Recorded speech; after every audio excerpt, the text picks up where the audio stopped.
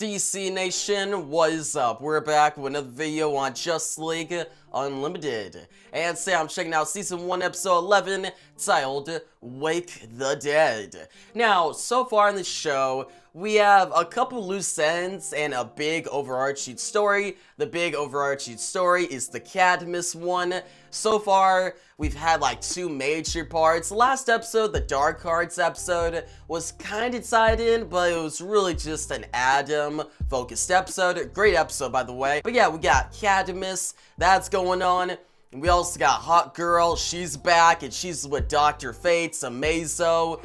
So that's actually a really good trio. I hope we get an episode about that soon. That'd be pretty cool. And obviously we got the Trinity going on adventures, and the Justice League is ever expanding. And yeah, so far this show has been amazing. I can't wait to see what this episode's about. But before we get to the episode, make sure to follow my socials, Twitter, TikTok, and Instagram. They all have the same username, lowercase DC_enthusiast1. Also make sure to check out my website, dcenthusiast.com.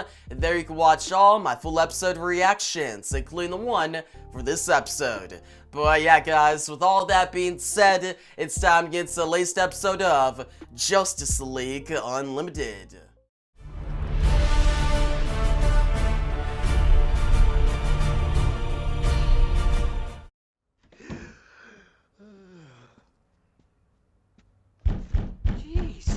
Did you forget your dice again? That's not them. That's someone else. Oh! Solomon Grundy. That was the hand of Solomon Grundy, yo. That kid got pulled into the door. Here we go.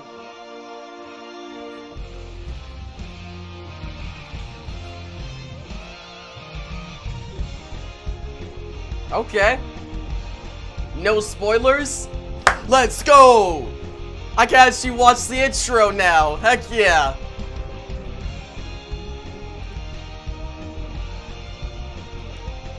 This is what I'm talking about. Oh, dude, they got Shayera in there. Was she in the intro before? I don't think she was.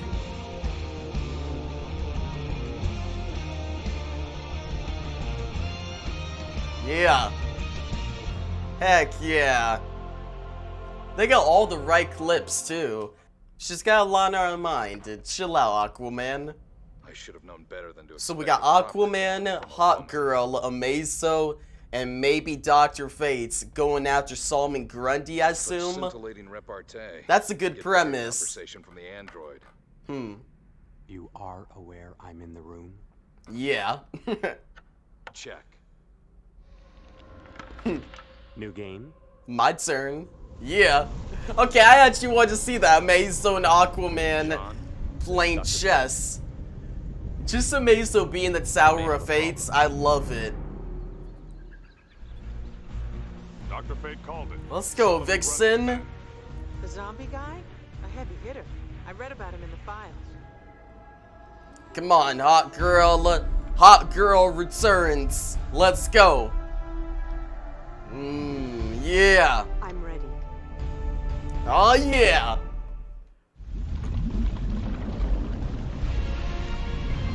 Yeah. See, the Aquaman is so cool on this show. Come on. In my travels through space, I've attained mastery of forces all but incomprehensible to humans. Ooh, okay. Wait. What? Something's wrong. What? The creature is somehow feeding on my energies. He adds my power to his own. What? Well, wait. My presence Grundy will is do all the feeding things. off of I will Amazo's retreat several light energy? years distance until I can determine how to counter this effect. What? Did they just write Amazo off the show like that? What kind of magic is controlling him, though? What you want, what you need. Close your eyes.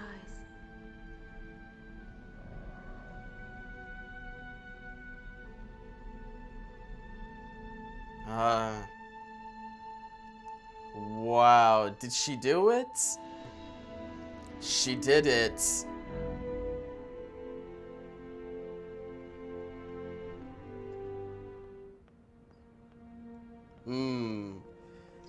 Dude, the Jon Stewart and Shayera dynamic is so good. Aww. Yeah. You deserve that, too. Yeah, she deserves that. Poor Vixen, though. Well, no, Vixen can handle it. Like, Jon's not trying to get back with Shayera, he's just being nice. Well, yeah, guys, getting to the review portion of this video, I first want to talk about the great premise this episode had. The idea of Dr. Fate's Hawkgirl, Amazo, and Aquaman teaming up with Jon Stewart, Vixen, and Superman against Solomon Grundy, whose return, brought back from the grave, is such a good premise. It led to a lot of great fights in this episode, and the writing overall in this episode was good.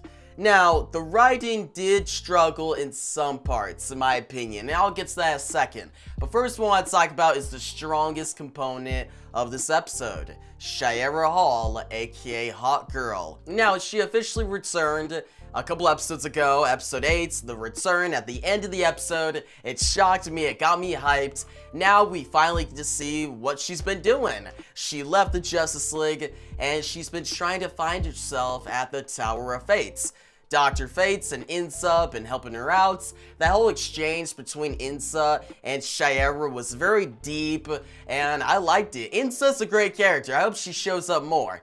But yeah, seeing Shayera get out of the Tower of Fates, take her mace back, that was an epic moment, and fight against a raging Solomon Grundy. Like, guys, the scenes between Shayera and Solomon Grundy were really strong. Especially when she went in and she's like, hey, I can convince him. And he just grabbed her and slammed her into a wall. And then when it was revealed that she's the only one that can actually take him down because she has Nth Metal, one of the most powerful substance in the entire DC universe, that was cool. I like that. I'm surprised they really haven't talked about Nth Metal up to this point, but hey, better late than never. But yeah, we got Hawkgirl. She was the only one that could take down Solomon Grundy, and she went down to the sewers. In that moment, when she walks up to him, and she remembers him sacrificing himself for everybody, being a hero back in the storyline, The Terror Beyond. One of my favorite storylines of Justice League the Animated Series, mainly because of the Solomon Grundy and Hawkgirl dynamic. So to see that dynamic end just like that in this episode in such a strong way, like how the writing was structured, like, okay, she walks into the sewers and she lifts up her mace. Solomon Grundy looks up, he's powerless for once, and then we cut away and we see her come back up and she says, I did it. And the mace goes from lighting up to now going dim.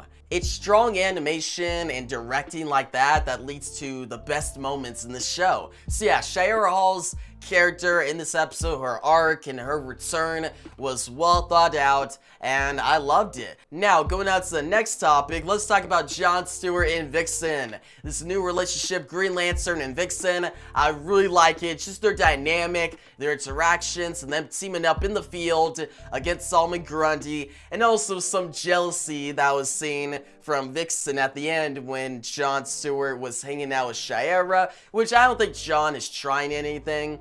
He just thinks Shayera as a friend, he respects her, but he's now with Vixen. I'm excited to see Jon Stewart and Vixen just team up in upcoming episodes. Like, it's a really good relationship that should be further developed. And moving on to my next topic, Aquaman. Aquaman is so cool. Like, just his interactions with Shayera, Amazo, and just him fighting against Solomon Grundy, showing his power, and that one part where his hook came out of his hand, it just shot across the streets at Solomon Grundy. I got so excited. Like, this Aquaman is the best version of the character.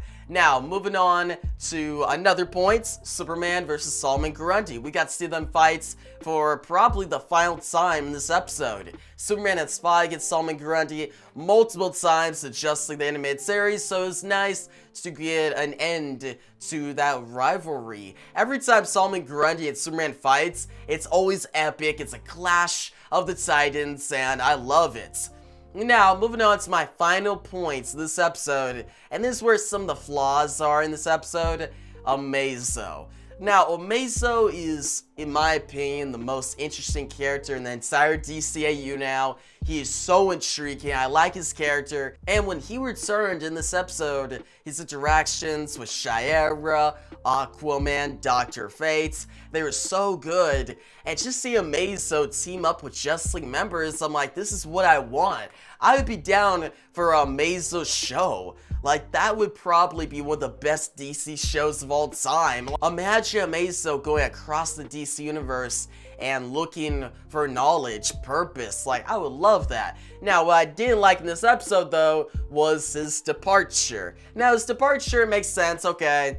He tried to fight against Solomon Grundy. Solomon Grundy started absorbing his power. Amazo saw this as a threat, so he decided to just transport himself light years away and look for a solution.